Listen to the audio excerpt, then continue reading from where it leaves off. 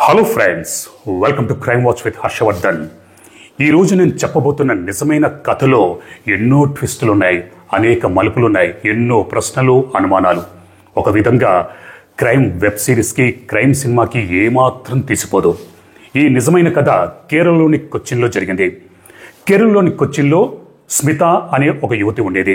స్మితకి తల్లి, తండ్రి, చెల్లెలు ఉన్నారు. స్మిత బాగా చదువుకుంది, పోస్ట్ గ్రాడ్యుయేషన్ చేసింది, ఎంసీఏ చేసింది. స్మితకి కొచ్చిన్కి చెందిన యాంథోనీ అనే యువకుడితో ఏప్రిల్ 2005లో పెళ్లి జరిగింది. యాంథోనీ ఇంజనీరింగ్ చేశాడు, దుబాయ్లో జాబ్ చేసుకుంటూ ఉండేవాడు. వీళ్ళిద్దరికీ పెద్దల అంగీకారంతో, ఇరు కుటుంబాల సమక్షంలో అంగీకారంతో 2005 ఏప్రిల్లో పెళ్లి జరిగింది. పెళ్లిన తర్వాత కొన్ని రోజుల పాటు యాంథోనీ కొచ్చిన్లోనే ఉన్నాడు. హనీమూన్ అది జరిగిపోయింది. ఆ తర్వాత తిరిగి దుబాయ్ వెళ్ళాడు, జాబ్లో జాయిన్ అయిపోయాడు. తన భార్య స్మితకి విజిటింగ్ వీసా ఏర్పాటు చేశాడు. సెప్టెంబర్ 1వ తారీఖు 2005లో స్మిత ఇండియా నుంచి దుబాయ్ వెళ్ళింది. యాంథోనీ ఎయిర్పోర్ట్కి వచ్చాడు. తన భార్య స్మితని రిసీవ్ చేసుకున్నాడు, ఇంటికి తీసుకెళ్లాడు. 2 రోజులు గడిచిపోయాయి. సెప్టెంబర్ 3, 2005 ఆ రోజు యాంథోనీ దుబాయ్లోని ఇండియన్ ఎంబసీ ఆఫీస్కి వెళ్ళాడు.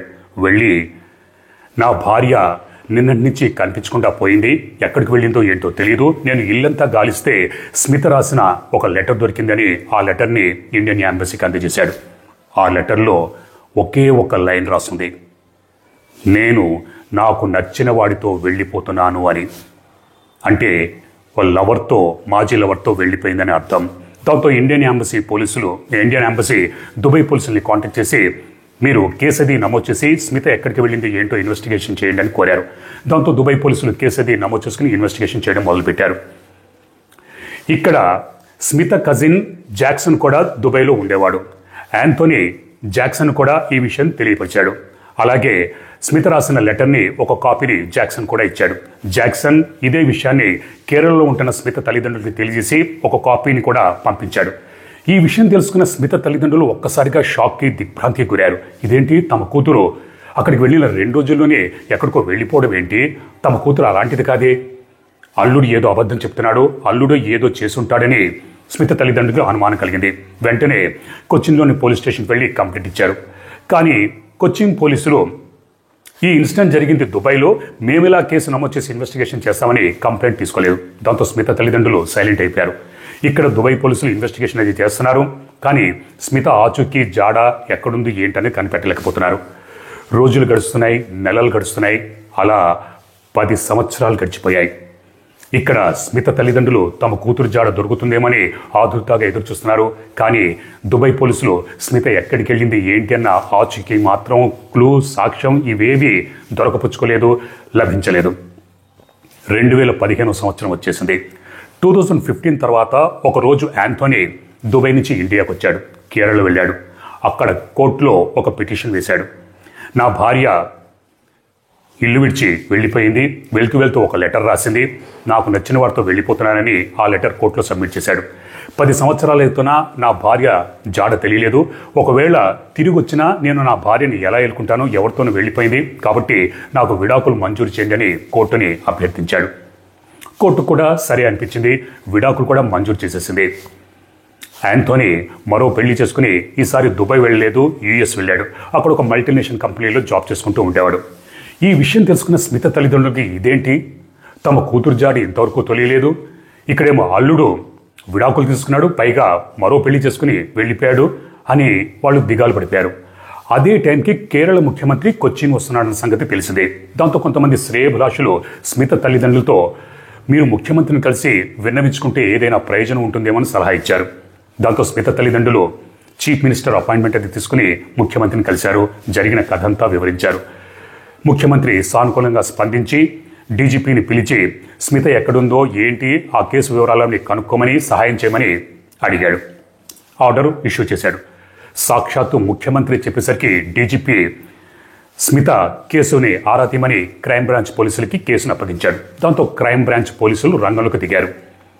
దిగి స్మిత తల్లిదండ్రుల్ని కలిశారు. కలిసి స్మిత రాసిన లెటర్ని, వాటినన్నింటినీ తీసుకున్న తర్వాత ఇన్వెస్టిగేషన్ చేయడం మొదలుపెట్టారు. అసలు ఆ లెటర్ స్మిత రాసిందా లేదా అన్నది తెలుసుకోవడం కోసం ఆ లెటర్ని క్రైమ్ బ్రాంచ్ పోలీసులు ఫోరెన్సిక్ డిపార్ట్మెంట్కి పంపించారు. రిపోర్ట్ వచ్చింది. ఆ రిపోర్టులో ఆ లెటర్ని స్మిత రాయలేదు అని ఉంది. దాంతో క్రైమ్ బ్రాంచ్ పోలీసులకి మరి స్మిత రాయకపోతే భర్త యాంథోనీ ఏమైనా రాసుంటాడా అని యాంథోనీ మీద అనుమానం కలిగింది. యాంథోనీ హ్యాండ్ రైటింగ్ కూడా ఫోరెన్సిక్ డిపార్ట్మెంట్కి పంపించారు. ఎందుకంటే యాంథోనీకి సంబంధించిన కొన్ని డాక్యుమెంట్స్ స్మిత తల్లిదండ్రులకు ఉన్నాయి. దాంతో క్రైమ్ బ్రాంచ్ పోలీసులు యాంథోనీ హ్యాండ్ రైటింగ్ కూడా ఫోరెన్సిక్ డిపార్ట్మెంట్కి పంపించారు. రిపోర్ట్ వచ్చింది. అందులో స్మిత రాసినట్టుగా చెబుతున్న ఆ లెటర్ యాంథోనీ హ్యాండ్ రైటింగ్తో సరిపోయింది. కానీ 100% సరిపోలేదు. ఒక 60 to 70% హ్యాండ్ రైటింగ్తో సరిపోయింది. దాంతో క్రైమ్ బ్రాంచ్ పోలీసులు యాంథోనీ మీద అనుమానం కలిగి స్మిత మాయం కావడం వెనుక యాంథోనీ హ్యాండ్ తప్పగా ఉంటుంది, మరి యాంథోనీని ఇన్వెస్టిగేషన్ చేయాలి. కానీ యాంథోనీ కేరళలో లేడు, ఇండియాలోనూ లేడు, యుఎస్లో ఉన్నాడు. మరి యుఎస్ నుంచి యాంథోనీని ఎలా రప్పించాలి? వేరే దేశం నుంచి రప్పించాలంటే దానికి ఫార్మాలిటీస్ చాలా పెద్ద తతంగా ఉంటుంది. ఇక్కడే క్రైమ్ బ్రాంచ్ పోలీసులు తెలివిగా యాంథోనీ తల్లిదండ్రుల్ని సంప్రదించి మభ్యపెట్టి మొత్తానికి యాంథోనీని యుఎస్ నుంచి ఇండియాకి రప్పించారు. ఇండియాకు వచ్చిన వెంటనే ఫోర్జరీ కేసు యాంథోనీ మీద నమోదు చేసి అరెస్ట్ చేశారు. ఆ తర్వాత విచారించారు. కానీ యాంథోనీ తనకేమీ తెలియదని చెప్పాడు. పోలీసులు రకరకాల కోణాల్లో విచారించారు. యాంథోనీకి లైట్ టెస్టు, పాలిథిన్ టెస్టు, అన్ని టెస్టులు నిర్వహించారు. కానీ ఎటువంటి క్లూ కూడా పోలీసులు రాబట్టలేకపోయారు. దాదాపు యాంథోనీ పోలీసుల అదుపులో జైల్లో 8 నెలల పాటు ఉన్నాడు. కానీ పోలీసులు ఎటువంటి క్లూ, సాక్ష్యము రాబట్టలేకపోవడంతో యాంథోనీ జైలు నుంచి బయటకు వచ్చేశాడు. ఇక స్మిత తల్లిదండ్రులకి క్రైమ్ బ్రాంచ్ పోలీసుల వల్ల కాదు, ఈ కేసు సిబిఐకి అప్పగించాలని కోర్టుకు విన్నవించుకున్నారు. దాంతో కేరళ హైకోర్టు ఈ కేసును సిబిఐకి అప్పగించాలని ఆర్డర్ ఇష్యూ చేసింది. దాంతో సిబిఐ రంగంలోకి దిగింది. క్రైమ్ బ్రాంచ్ పోలీసుల దగ్గర ఉన్న డాక్యుమెంట్స్, ఆధారాలు, వివరాలు ఇవన్నీ సిబిఐ తన దగ్గరికి తీసుకుంది. సిబిఐ ఎక్స్టర్నల్ అఫైర్స్, విదేశాంగ మంత్రిత్వ శాఖ సహకారంతో దుబాయ్లో ఉన్న ఇండియన్ ఎంబసీని సంప్రదించి అసలు ఇన్సిడెంట్ జరిగింది అక్కడ, అసలు దుబాయ్ పోలీసులు కేసుని ఎంతవరకు ఇన్వెస్టిగేషన్ చేశారు ఏంటని కనుక్కుంటే ఆల్మోస్ట్ ఆల్ దుబాయ్ పోలీసులు చేతులు ఎత్తేశారు. అప్పుడు దుబాయ్లో ఉన్న ఇండియన్ ఎంబసీ దుబాయ్ పోలీసులతో మీరు కేసుని మళ్ళీ రీఓపెన్ చేసి స్మిత ఎక్కడికి వెళ్ళింది ఏంటనేది కనుక్కోండి, స్మిత ఫోటోల్ని పేపర్లలో, లోకల్ పేపర్లలో ప్రింట్ చేయండి, అలాగే పోస్టర్లు, పాంప్లెట్లు అవన్నీ బస్ స్టాండ్లో కానీ గోడలకు అతికించి మీరు కనుక్కోండి, ఏమైనా ఆచూకీ దొరుకుతుందేమంటే దుబాయ్ పోలీసులు మళ్ళీ కేసును రీఓపెన్ చేసి స్మిత ఫోటోల్ని పేపర్లలోనూ, పోస్టర్లని, గోడల కాట్లకి అందించారు. కానీ ఏమాత్రం ఉపయోగం లేకపోయింది. అప్పుడే కథ ఒక ట్విస్ట్ మలుపు తీసుకుంది. దుబాయ్ పోలీసుల ఇన్వెస్టిగేషన్లో దుబాయ్కి ఒక 40 కిలోమీటర్ల దూరంలో షార్జా ఉంది. షార్జా క్రికెట్ స్టేడియం చాలా ఫేమస్, అందరికీ తెలిసిందే. ఈ ఇన్వెస్టిగేషన్లో 2006 మార్చి నెలలో షార్జా పోలీసులకి ఒక మహిళ మృతదేహం దొరికింది.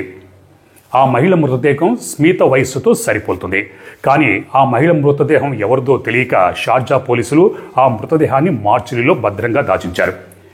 ఈ విషయం తెలుసుకున్న సిబిఐ ఆ మహిళ మృతదేహం ఫోటోని సంపాదించి స్మిత తల్లిదండ్రులకి చూపించి, మీరు ఈ మహిళ మృతదేహం మీ కూతురు స్మితదేనా గుర్తించండి అని అడిగితే స్మిత తల్లిదండ్రులు ఆ ఫోటో చూసి స్మిత పోలికలు కనిపించడంతో అది తమ కూతురుదే అని చెప్పారు. కానీ ఇక్కడ షార్జా పోలీసులు కేవలం ఫోటో చూసి మీరు స్మిత మీ కూతురుదే అంటే లాభం లేదు, పూర్తిగా నిర్ధారించుకోవాలి, అందుకోసం డిఎన్ఏ టెస్ట్ జరిపించాలి అంటే దానికి సరే అన్నారు. స్మిత తల్లిదండ్రుల బ్లడ్ శాంపిల్స్ అవి తీసుకుని డిఎన్ఏ టెస్ట్ జరిపించారు. డిఎన్ఏ రిపోర్ట్ వచ్చింది. ఇక్కడ మరో ట్విస్ట్.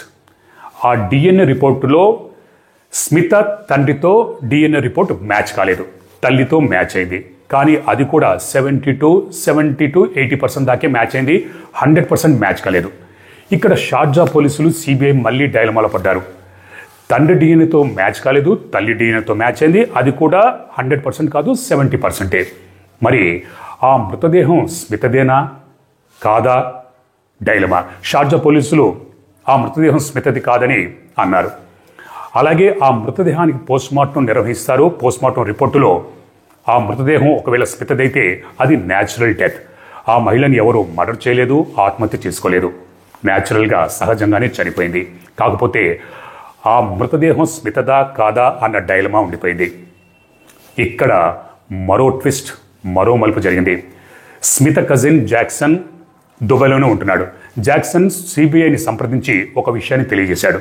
అదేంటంటే యాంథోనీ పెళ్లి కాకముందు దుబాయ్లో దేవయాని అనే ఒక మహిళతో ఉండేవాడు, ఒక విధంగా లివ్ ఇన్ రిలేషన్షిప్లో ఉండేవాడు. దేవయాని కూడా దుబాయ్లో పనిచేస్తూ ఉండేది. వీళ్ళిద్దరూ ఒకే ఇంట్లో కలిసి ఉండేవారు. ఎప్పుడైతే యాంథోనీ స్మితను పెళ్లి చేసుకున్నాడో స్మిత దుబాయ్కి వెళ్ళింది.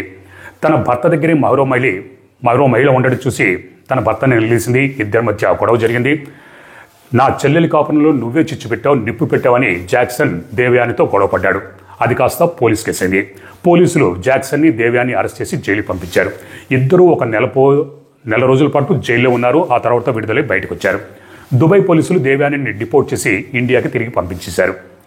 ఈ విషయం తెలుసుకున్న సిబిఐ అంటే స్మిత మాయం కావడం వెనుక స్మిత ఎక్కడికి వెళ్ళింది ఏంటి అన్న సంగతి దేవయానికి తెలుసు. దేవయాని ఎక్కడుంది అని ఆరాధిస్తే కేరళలోనే ఉంది. దాంతో సిబిఐ దేవయాని ఇంటెలిజెన్స్ అది తెలుసుకుని దేవయానిని అదుపులో తీసుకుని ప్రశ్నించారు. అప్పుడు దేవయాని, అవును, సెప్టెంబర్ 2వ తారీఖు నేను ఆఫీస్ అయిపోయిన వెంటనే ఇంటికి వెళ్ళాను. ఇంట్లో యాంథోనీ స్మిత ఇద్దరు గొడవ పడుతున్నారు. స్మిత తలకి దెబ్బ తగిలింది, రక్తం కారుతుంది. ఈ విషయం తెలుసుకున్న జాక్సన్ వచ్చి నాతో గొడవ పడ్డాడు. అది కాస్త పోలీస్ కేసు అయింది. మా ఇద్దరిని జైలుకి పంపించారు. ఒక నెల రోజుల పాటు జైల్లో ఉన్నాం. ఆ తర్వాత నన్ను డిపోర్ట్ చేసి ఇండియాకి పంపించేశారని చెప్పింది. ఇక్కడ సిబిఐకి దేవయాని చెప్తుంది నిజమా కాదా అంటే స్మిత ఎక్కడికి వెళ్ళింది, స్మితకి యాంథోనీకి మధ్య ఏం జరిగింది అన్న విషయాలు దేవయానికి తెలుసు.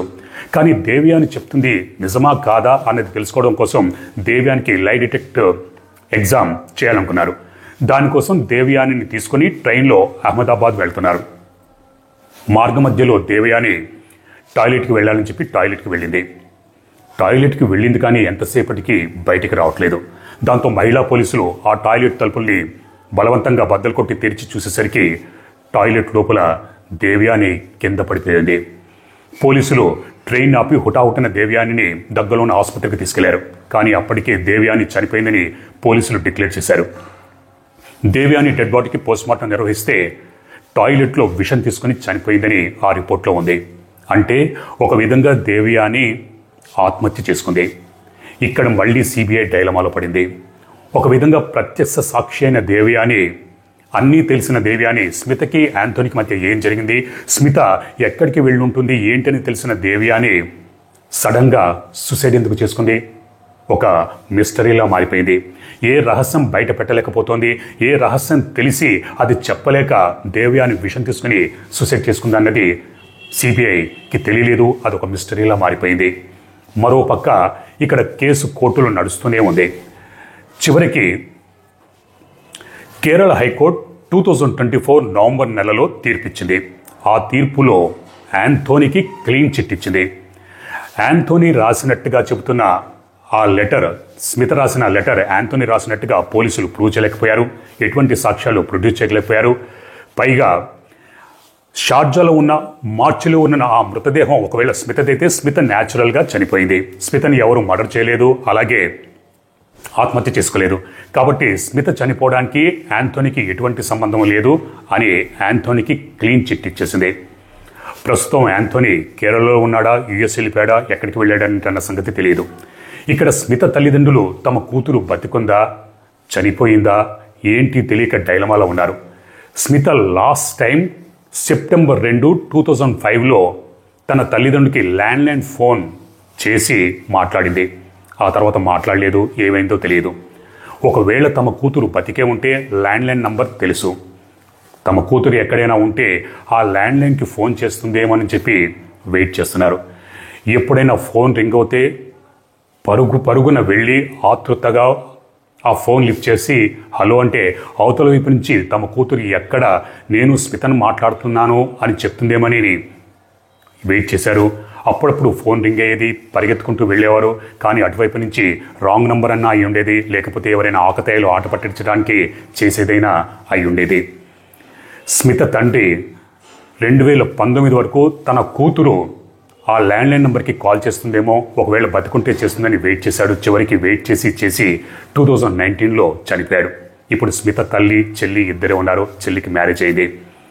తల్లి చెల్లి ఇద్దరు కూడా ఒకవేళ స్మిత బతుకుంటే ఆ ల్యాండ్లైన్ నెంబర్ తెలుసు, ఫోన్ చేస్తుందేమని చెప్పి వెయిట్ చేస్తున్నారు. కానీ ఇంతవరకు ఆ ల్యాండ్లైన్ రింగ్ అవ్వట్లేదు.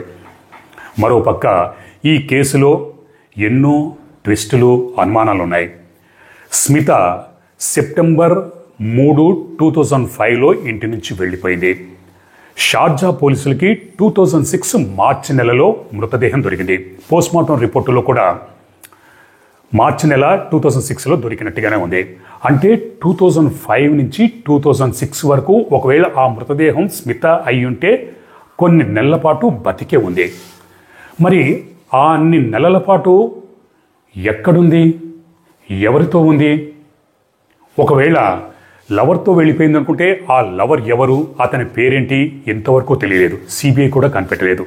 స్మిత తల్లిదండ్రులు చెప్పిన దాని ప్రకారం స్మిత పుట్టి బుద్ధిరిగిన తర్వాత, పెళ్ళైన తర్వాతే పరాయి దేశం వెళ్ళింది. అటువంటి స్మిత దుబాయ్ నుంచి షార్జా ఎలా వెళ్ళి ఉంటుంది?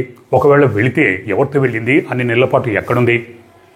స్మితకి ఎటువంటి లవ్ అఫైర్ లేదని స్మిత తల్లిదండ్రులు చెప్పారు. ఒకవేళ లవ్ అఫైర్ ఉంటే అది ఇప్పటికే బయటపడేది. కానీ అటువంటిది ఏమీ లేదు. మరి స్మిత ఎక్కడికి వెళ్ళింది, ఒకవేళ బతికుంటే ఎక్కడుంది, ఉండన్నది ఒక మిస్టరీగా మారిపోయింది. ఈ ప్రశ్నలన్నింటికీ ఇప్పటిదాకా సమాధానం దొరకలేదు. స్మిత తల్లి చెల్లి మాత్రం ఆ ల్యాండ్లైన్ ఫోన్ రింగ్ అవుతుందా అని ఎదురు చూస్తున్నారు. ఇలా ఈ కథలో, ఈ కేసులో ఎన్నో ట్విస్టులు, ఎన్నో అనుమానాలు, ప్రశ్నలు, కానీ వీటికేవి ఇప్పటిదాకా సమాధానం దొరకలేదు. మరి ఈ కథ విన్న తర్వాత మీకేమనిపిస్తుంది? మీకెవరి మీద అనుమానం ఉందా? మీ అభిప్రాయాన్ని కామెంట్ రూపంలో నాకు తెలియజేయండి. ఈ కథ నచ్చితే లైక్ చేయండి, షేర్ చేయండి. నా ఛానల్ని ఫస్ట్ టైం చూస్తున్న వారు సబ్స్క్రైబ్ చేసుకోండి. నోటిఫికేషన్స్ కోసం బెల్ ఐకాన్ని ప్రెస్ చేయండి. మరో నిజమైన క్రైమ్ స్టోరీతో రేపు మిమ్మల్ని కలుసుకుంటాను. అప్పటిదాకా మీరు, మీ కుటుంబ సభ్యులు క్షేమంగా, సురక్షితంగా, అప్రమత్తంగా ఉండాలని కోరుకుంటూ మీ హర్షవర్ధన్.